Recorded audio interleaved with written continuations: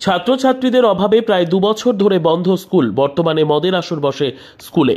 ছাত্রছাত্রীদের অভাবের জেরে 2 বছর আগে বন্ধ হয়ে গিয়েছে সাগর বিধানসভার অন্তর্গত খান সাহেব আবাদ এলাকার মায়াপুর জুনিয়র হাই স্কুলের বর্তমান অবস্থা দেখলে চমকে উঠবেন আপনারা। যত্রতত্র পড়ে রয়েছে মদের বোতল, চরম অবহেলায় পড়ে রয়েছে স্কুল।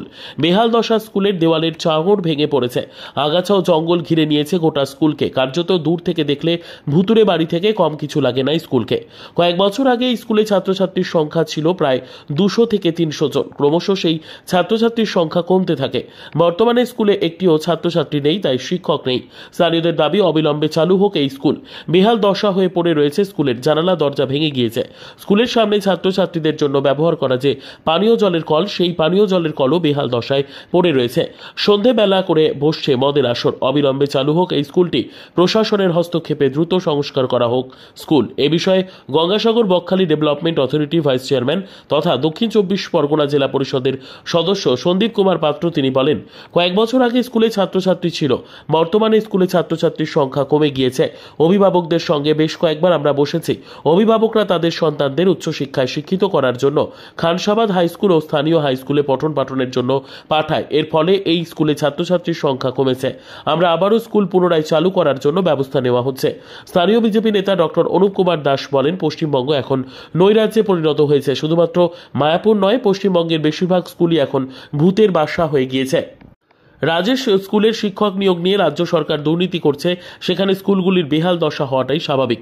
আমরা চাই অবিলম্বে রাজ্যের যে সকল স্কুল রয়েছে বেহাল অবস্থায় পড়ে, সেই সকল স্কুলগুলি অবিলম্বে সংস্কার করে পঠন পাঠনের যোগ্য করে তুলুক রাজ্য সরকার। এবার দেখার বিষয় এই যে কত তাড়াতাড়ি এই মায়াপুর জুনিয়র হাই স্কুল সংস্কারের কাজ শুরু করে রাজ্য সরকার। মিনিমাম 4 বছর হয়ে গেছে, কিন্তু বন্ধ হয়ে গেছে। প্রথমে কিন্তু রমরমা ছিল স্কুলটা, স্কুলে ছাত্রছাত্রীও ছিল। কিছু এর জন্য অসুবিধার জন্য স্কুলটা বন্ধ হয়ে গেছে, মানে মাস্টারও ছিল না, এবং এখানে কিছু মানুষের জন্যও বন্ধ হয়ে গেছে। আমরা চাইছি যেন এই স্কুলটা আবার খুব ভালোভাবে চলে, কেননা এখানটায় পুরো ভুতুড়ে বাড়ির মতন হয়ে গেছে। এখানটায় মানুষও যেতেও পারছে না। ভালোভাবে যেন স্কুলটা হয়, যাতে আমরাও প্রতিবেশী, আমরাও বলছি, এবং স্কুলটা যেন যাতে ভালো হয় তার জন্য প্রশাসনিক বা যারা স্কুলের দায়িত্বে আছে তারা যেন স্কুলটা চালু করে, তার জন্য আমরাও বলছি। এখন স্কুলের কি অবস্থা? এখন স্কুলের তো খুবই খারাপ অবস্থা। এখানটায় কেউ নেই, চাবি লাগানো আছে, এবং পুরো ওখানটায় মানে যাতায়াত কেউ করতেও পারছে না। ওখানটায় যে কল আছে, যেগুলো দরকার স্কুলের, যে যাবতীয় জিনিস যেগুলো দরকার, সেগুলো পুরো অকেজো হয়ে যাচ্ছে। পরপর জায়গাটা পুরো ইয়ে হয়ে যাচ্ছে, খারাপই হয়ে যাচ্ছে, খারাপের দিকে যাচ্ছে। আমরা চাইছি যেন ওখানটায় যেন স্কুলটা আবার প্রতিষ্ঠা হয়, তার জন্যই আমরা আবেদন জানাচ্ছি। হলে আবার কি ছেলেমেয়েরা এখানে? হ্যাঁ, এখানটায় হলে তো অবশ্য হবে। আমরাও চেষ্টা করব যে এখানে যাতে ছেলেরা পড়াশোনা করে, তার জন্য আমরাও চেষ্টা করব। কি নাম আপনার? আমার নাম জ্যোৎস্না খাতুন। দেখুন, পশ্চিমবঙ্গটা এখন নৈরাজ্য এবং লুটেরা লুটতরাজদের একটা স্বর্গরাজ্য হয়ে দাঁড়িয়েছে। সেই জায়গায় দাঁড়িয়ে এটা কোনো একটা আশ্চর্যজনক ঘটনা নয়। এই চিত্র বহু জায়গায় আছে। আমরা বিরক্ত। শিক্ষা ব্যবস্থাটাকে তৃণমূল বামফ্রন্ট খানিকটা নষ্ট করে দিয়েছিল, এবং সেই চরিত্রটা আরও শেষের দিকে চলে গেছে, মানে একদম শেষ এই সরকারের আমলে। তার শিক্ষামন্ত্রী এখনও জেলে, বোর্ড প্রেসিডেন্ট এখনও জেলে। তাই সেই যে ধরে মায়াপুর জুনিয়র হাই স্কুল, যেখানে আমার মনোরঞ্জন বাবু ভাতৃপ্রতিম মনোরঞ্জন মণ্ডল এখানে ওয়ান টিচার হিসেবে ছিলেন, একসময় 300 জন বাচ্চা নিয়ে এই স্কুলটা গর্বের সঙ্গে নিউ সেট আপ স্কুল হিসেবে প্রতিষ্ঠিত হয়েছে। কিন্তু আজ সেখানে ভুতুড়ে বাসা। একটাই কারণ, সেখানে পরিবেশ পরিস্থিতি অনুযায়ী কোনো টিচার দিতে পারেনি, সরকার কোনো টিচার দিতে পারেনি, কোনো প্যানেল ঠিকমতো প্রকাশ করতে পারেনি, এবং যে জায়গায় বিভিন্ন স্কুলগুলোতে আছে সেগুলো তো ঢুকছে, কেননা সুপ্রিম কোর্টের অর্ডারে এখন 25,753 জায়গায় 752 জন খারিজ হয়ে গেছে। সেই জায়গায় দাঁড়িয়ে মেদিনীপুর তো আর ব্যতিক্রমী নয়, বিভিন্ন স্কুলই ভূতের বাসা হয়ে গেছে। সেখানে শিক্ষাপাতে সব হয়, এখানে মদের বোতল আপনি দেখতে পাচ্ছেন, এখানে গাছের শিকড় যেন নতুন কবছরের school, new set up school, সেখানে গাছের শিকড় চলে গেছে নিচ পর্যন্ত। আন্ডার কোয়ালিটি সমস্ত মেটেরিয়াল দিয়ে তৈরি করা, আন্ডার কোয়ালিটি এবং কাঠমানিখোর লোকগুলোকে দিয়ে, যারা বরাত পেয়েছে তাদেরকে দিয়ে কাজ করানো। এ তো এখানে মন্ত্রীর এরিয়া, এটা আকছার হয়েই থাকে। এ না হলে একজন শূন্য হাতে এসে এখন বড় বড় নিজাম প্যালেসের অধিকারী, এবং যে রাস্তায় তারা কাজ করেছে সে রাস্তা এখন ধুলো উঠছে।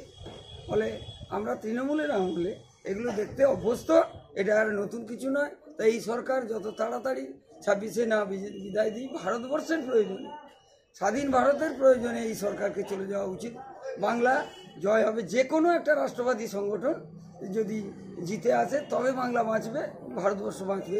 আদারওয়াইজ এদিক দিয়ে যত রোহিঙ্গা, যত রাজাকার, যত আপনার জেহাদি ঢুকছে, এবং আজকে দেখতে পাচ্ছি মুর্শিদাবাদের ঘটনা, শামশেরগঞ্জের ঘটনা, ধুলিয়ানের ঘটনা, সেখানে কিন্তু বাপ বেটার মুন্ডুহীন দেহ চতুর্দিকে কনিষ্কর মতো পড়ে আছে। এই জিনিস কিন্তু আমরা দেখতে অভ্যস্ত ছিলাম না, এই তৃণমূলই আমাদের দেখতে বাধ্য করেছে, এবং এটাই হচ্ছে সচরাচর ঘটনা। সনাতনীদের রক্তে হোলি খেলা এদের নেশা হয়ে দাঁড়িয়েছে। অতএব সেই বাংলা শিক্ষা, স্বাস্থ্য, এখানে রেশন দুর্নীতি, বিভিন্ন রকম ইট, কলা, কয়লা, বালি, সব কিছুতে দুর্নীতি রন্ধ্রে রন্ধ্রে। অতএব এদের থেকে আর বেশি কিছু আশা করা যায় না। শিক্ষার ময়নাপুরি, তা এটাই একটা তার নিদর্শন স্বরূপ। আপনার নাম? ডক্টর অনুপ কুমার দাস, আমি মুখ্য সংযোজক, মথুরাপুর জেলা, ডক্টর শ্যামাপ্রসাদ অনুশীলন কেন্দ্র পরিচালন সমিতি। এর অন্তর্গত খানসাবাদ মৌজায় স্কুলটি ছিল। প্রায় 1.5 থেকে আনুমানিক 2 বছর আগে স্কুলটি বন্ধ হয়ে গেছে। অ্যাকচুয়ালি এর কারণটা হচ্ছে ওখান থেকে 1 কিলোমিটারের মধ্যে খানসাবাদ স্কুল আছে, হাই স্কুল আছে, এবং তার থেকে 1 থেকে 1.5 কিলোমিটারের মধ্যে কুমরম্বু হাই স্কুল আছে। এখন অভিভাবকরা জুনিয়র হাইতে আর পড়াতে চায়নি। সচরাচর ভালো নাম করা স্কুলে পড়ানোর প্রবণতার কারণে ওই স্কুলের ছাত্র সংখ্যা কমতে কমতে একদিন নীল হয়ে যায়। আর তারপরে যে কজন শিক্ষক ছিল আর নতুন করে শিক্ষক নিয়োগ হয়নি, তাই শিক্ষকবিহীন, ছাত্রবিহীন অবস্থায় স্কুলটি অবস্থিত হয়ে আছে।